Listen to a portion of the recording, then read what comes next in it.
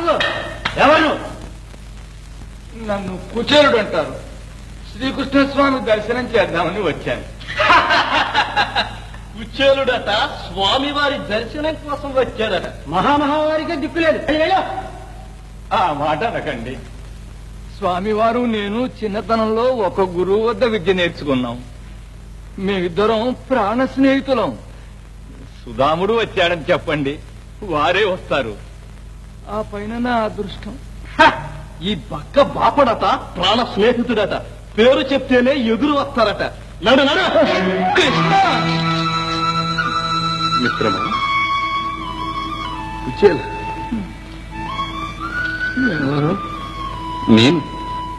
నేనయ్యా మీ బాల్యమిత్రుడు కృష్ణమూర్తి. కృష్ణ, నా కృష్ణ, శ్రీకృష్ణ, నా కృష్ణ వచ్చావా కృష్ణ?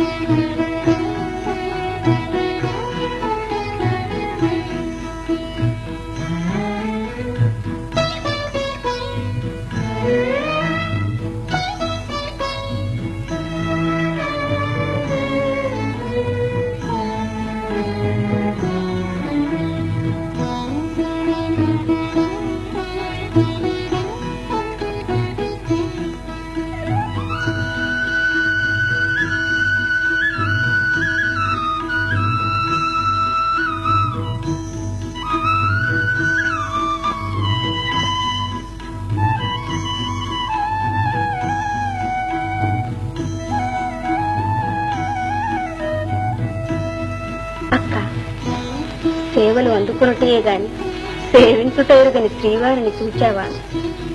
వారి చేత సేవలు పొందడానికి ఈ మిత్రులు ఎన్ని పూజలు చేశారు.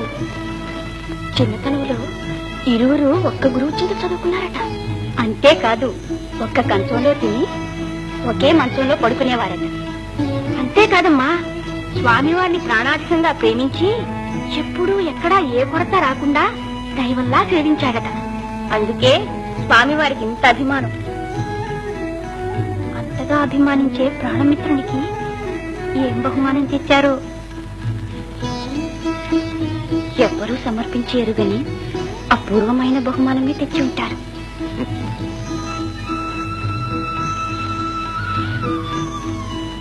అయితే సమర్పించకుండా సందేహిస్తున్నారే? మిత్రమా, చిన్ననాటి చిలికానికి ప్రేమతో ఏదో బహుమానం తెచ్చినట్టున్నావు. ఏది అందించు. ఓహో, ఇందరు సపత్తుల ముందు సమర్పిస్తే వాళ్ళు కూడా వంతులకు వస్తారని సందేహమా? ఆ భయమే ఎక్కర్లేదు. ఇది అందుకు. సుధామ, సర్వలోకేశ్వరుడైన ఆ స్వామికి ఎవ్వరూ సమర్పించడానికి సాహసించని అపరూపమైన కాంతే తెచ్చాం. అర్పించు. మహర్షులు సెలవిచ్చారుగా. అందివు.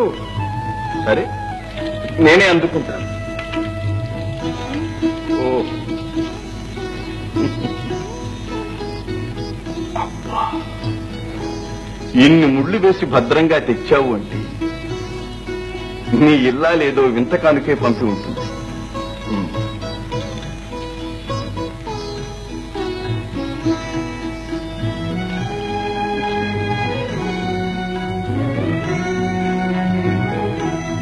అటుకు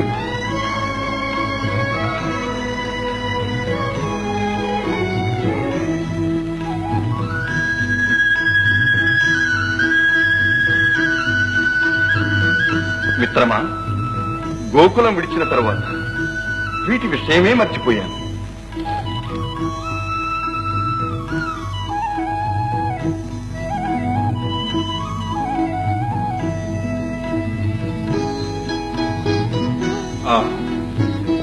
ఎంత రుచిగా ఉంది మిత్రమా.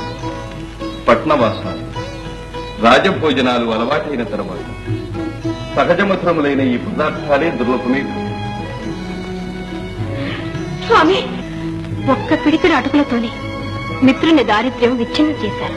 రెండవ పిడికెడితో అనంత ఐశ్వర్యం ప్రసాదించాం. ఇక మూడవ పిడికెడి కూడా భుజిస్తే సపరివారంగా స్వామివారు సుధాముని ప్రసాదంలోనే నివాసం పెట్టుకోవాలి. లోకారాధ్యుడైన వాసుదేవుని చేత సపర్యలందుకొని ధన్యుడవైనావు.